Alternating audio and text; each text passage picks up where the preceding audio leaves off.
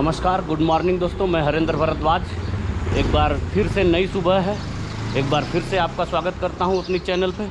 जैसा कि आपने पिछले वीडियो में देखा, और अगर नहीं देखा तो ज़रूर देखें। मैं कल सुबह सोनौली से चल के पोखरा आया। पोखरा में अन्नपूर्णा कंजर्वेशन एरिया के लिए परमिट बनवाए अपना और गोरख का, और वहाँ से फिर हम आ गए पोखरा से लगभग 100 किलोमीटर दूर बेनी में। और इस वक्त मैं बेनी में रुके थे अभी सुबह हो गई है, तो हमारी तैयारी है अब यहाँ से अगली यात्रा के लिए। बाइक रेडी है, वो देख रहे हैं, गोरख भी रेडी हैं,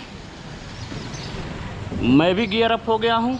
तो चलिए यात्रा को अब आगे बढ़ाते हैं, मिलते हैं रास्ते में, बातें करेंगे गोप्रो से। तो चलिए दोस्तों चलते हैं, चलते चलते माँ का नाम लेते हैं। जय माता दी। जय माता। और गाड़ी अब स्टार्ट करते हैं।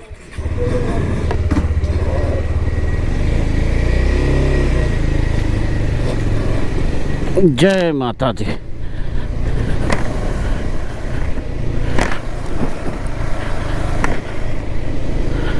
ये अभी हम थे बेनी में, अब बेनी से निकल रहे हैं।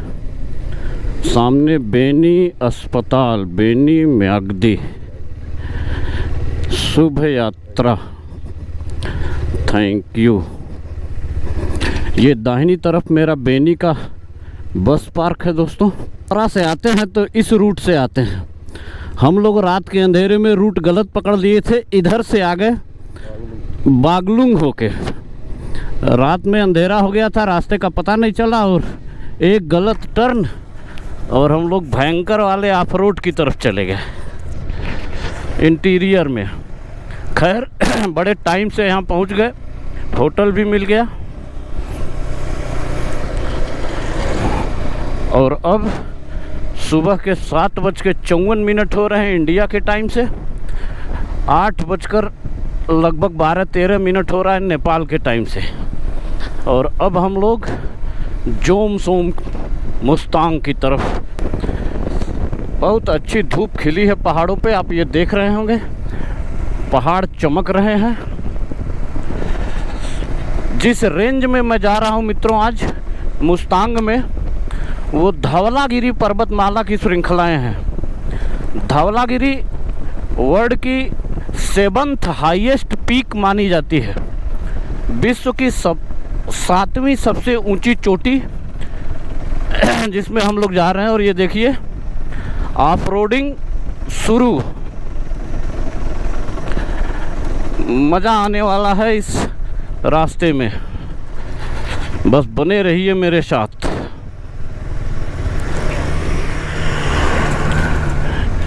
ये जैकेट का एक लंतूरा बार बार मेरा दिमाग डिस्टर्ब कर रहा है। तुम क्यों नहीं मान रहे हो भाई? हाँ अब ठीक है दोस्तों। ये सामने मेरे दाहिनी तरफ जो नदी बह रही है, ये काली गंडकी नदी है। काली गंडकी, गंडकी के नाम से नेपाल में 7 नदियाँ बहती हैं। 7 तरह की गंडकी हैं, उसमें से एक है ये काली गंडकी, जो जोमसोम से निकल के आती है। और हमारे ख्याल से जोमसोम से भी नहीं, ये काला पहाड़ क्षेत्र जो है धारचूला का, वहाँ से निकलती है। अब पता नहीं ये वही है या ये दूसरी निकलती है जोमसोम से, लेकिन हमें लगता है कि ये जोमसोम से ही निकलती होगी। हाँ ये जोमसोम से ही निकलती है, वो जो निकलती है वो दूसरी गंडकी है।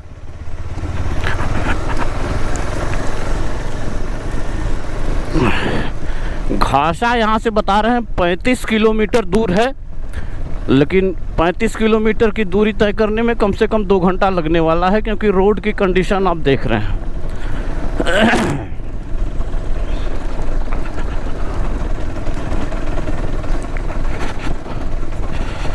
बस स्लस न हो माता की कृपा से, बाकी अगर ऐसे रहे तो कोई दिक्कत नहीं आने वाली है।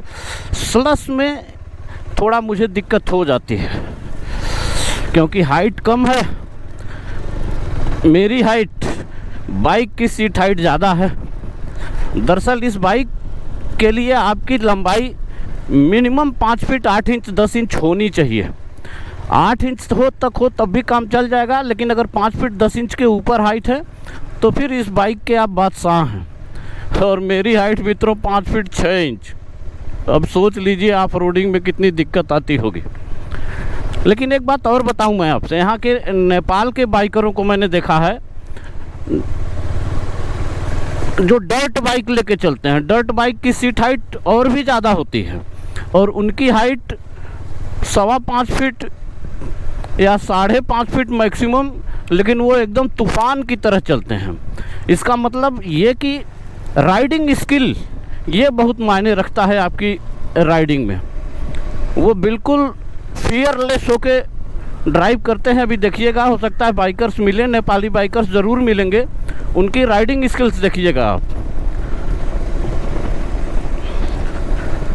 हल्का हल्का ठंडा महसूस होने लगा है।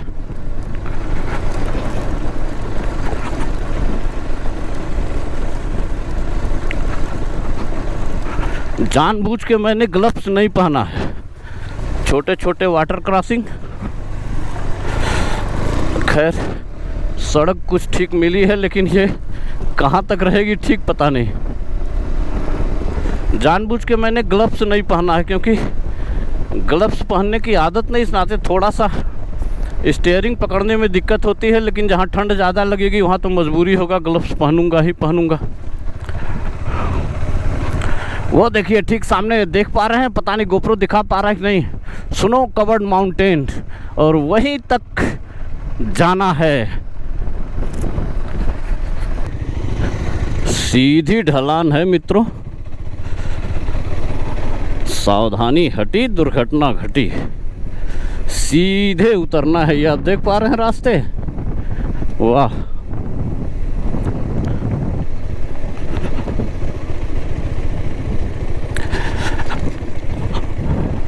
One of the toughest ride मानी जाती है मुस्तांग राइड को।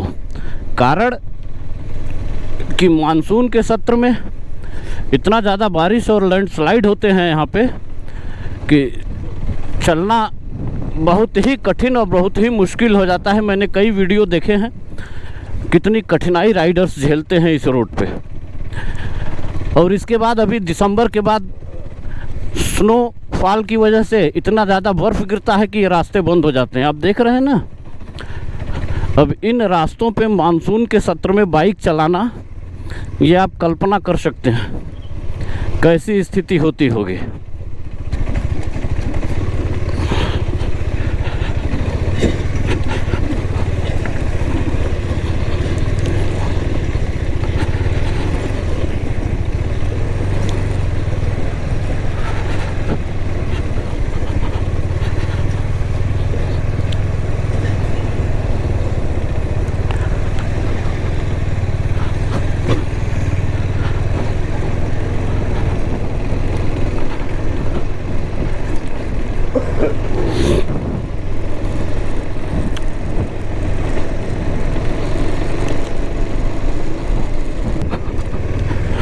सामने पोखरा टू मुक्तिनाथ बस जा रही है। एक बार मैं भी बस की यात्रा किया हूँ और इत्तेफाक से उस बार की यात्रा में भी मेरे साथ गोरख जी ही थे और हम लोगों ने पूरा सोनौली से ही, और मेरे ख्याल से बस का चलना वही पहली बार शुरू हुआ था। पहली बस के यात्री हम लोग रहे हैं सोनौली से मुक्तिनाथ तक के।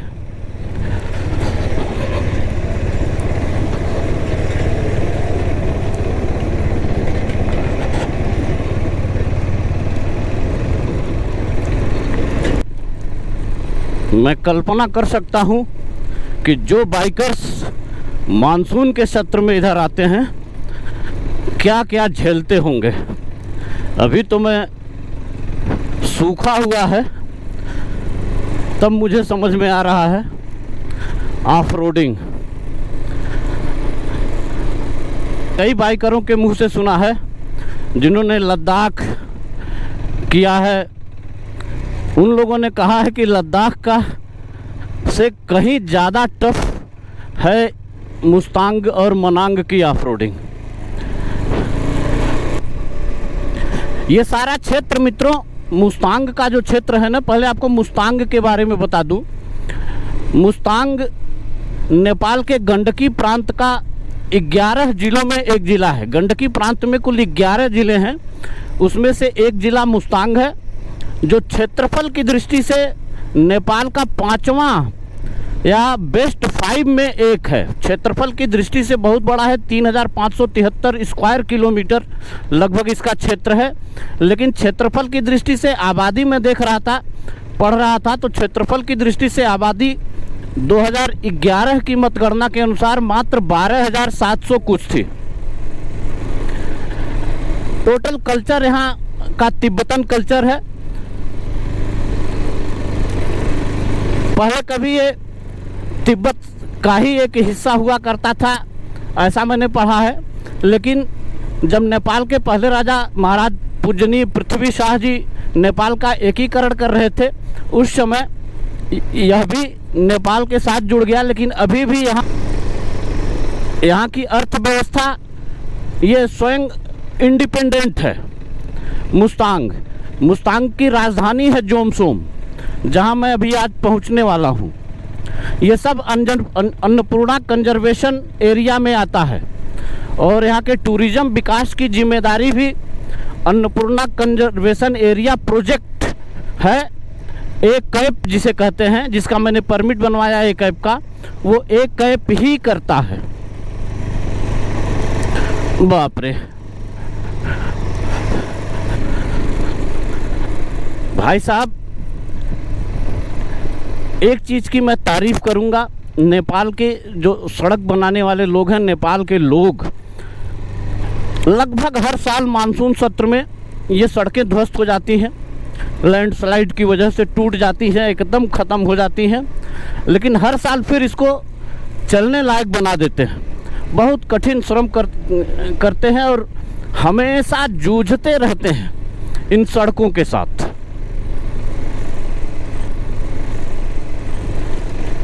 बाप रे, बच गए माता रानी। बड़ा सा पत्थर था, बिल्कुल स्लिप कर गया। ये जोमसोम को बाटो हो, जोमसोम।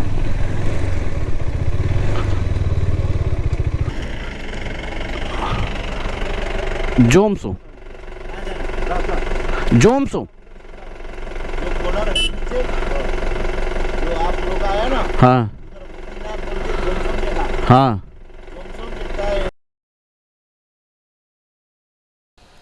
तो लीजिए, एक बार फिर हम लोग रास्ता भटक गए। जी हाँ, रास्ता भटक के ऊपर पहाड़ की चोटी पे लगभग 5-6 किलोमीटर ऊपर चढ़ गए। हमें लगा कि हम रास्ता भटक के चल रहे हैं, क्योंकि पिछली बार जब मैं आया था तब मुझे लग रहा था कि ये रास्ते नहीं थे। अंततः मैंने पूछा और भला हो इन पिकअप वाले भाई साहब का, जिन्होंने मुझे समय रहते सचेत कर दिया और बताया कि आप लोग गलत रास्ते पे आ गए हैं, वापस जाइए और नीचे उतरिए। नीचे से आपको 2 रास्ते मिलेंगे, वहाँ बोर्ड लगा हुआ है, वहाँ से आप राइट साइड जाइएगा तो वो रास्ता आपको घासा जोमसोम की तरफ ले जाएगा। फ़िलहाल हम लोग वापस मुड़ लिए हैं और नीचे उतर रहे हैं। आप देख रहे हैं ना किस तरह का ऑफ रोड और कितनी ऊंचाई पे हम लोग चढ़ गए हैं। संभवतः यह रास्ता कहीं राखू गांव है कोई ऊपर पहाड़ की चोटी पे, उस गांव पे ले जा रहा था। सामने बोर्ड दिखा नहीं और ये रास्ता बिल्कुल गाड़ियां चल रही थी, तो हमें लगा यही रास्ता है और हम लोग इस तरफ मुड़ गए। अब उतर रहे हैं। हालांकि उतरना और चढ़ना दोनों एक टास्क है इन रास्तों पे। चढ़ते हैं तो भी और चढ़ने से कहीं ज़्यादा उतरना। आप देख पा रहे होंगे कि किस तरह के रास्ते हैं, बिल्कुल मडी रास्ते हैं। जरा सी चूक हुई और बाइक कहाँ गई पता नहीं, लेकिन फिर भी यही तो एडवेंचर है और यही करने हम आए हैं। और हमें लगता है कि ये रास्ता भूलना भी हमारे लिए एक ईश्वरीय कृपा है। शायद वो हमें ट्रेनिंग दे रही है माता रानी की, बेटा इन ऑफ रोडों की ट्रेनिंग कर लो, आगे भी इससे भी ज़्यादा खतरनाक ऑफ रोड मिलने वाला है। फिलहाल हम लोग नीचे उतर रहे हैं और देख रहे हैं आगे आगे ये पिकअप वाले भाई साहब चल रहे हैं, जो हमें गाइड करेंगे, बताएंगे कहाँ से हमें मुड़ना है। और लगभग हम उतर ही गए हैं। अब नीचे उतर के हमको हमारा सही रास्ता संभवतः मिल जाने वाला है। देखिए,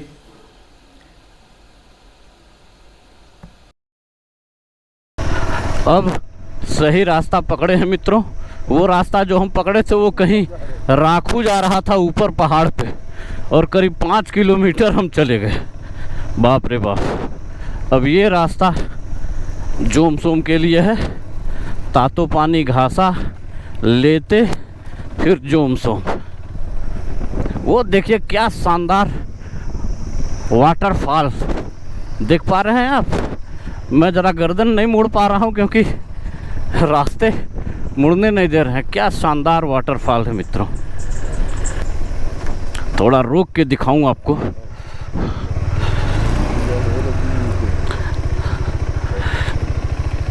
ये देखें आप, देख पा रहे हैं ऊपर कितनी ऊंचाई से ये पानी, और नीचे आते आते एकदम पानी के फव्वारों के रूप में गिर रहा है।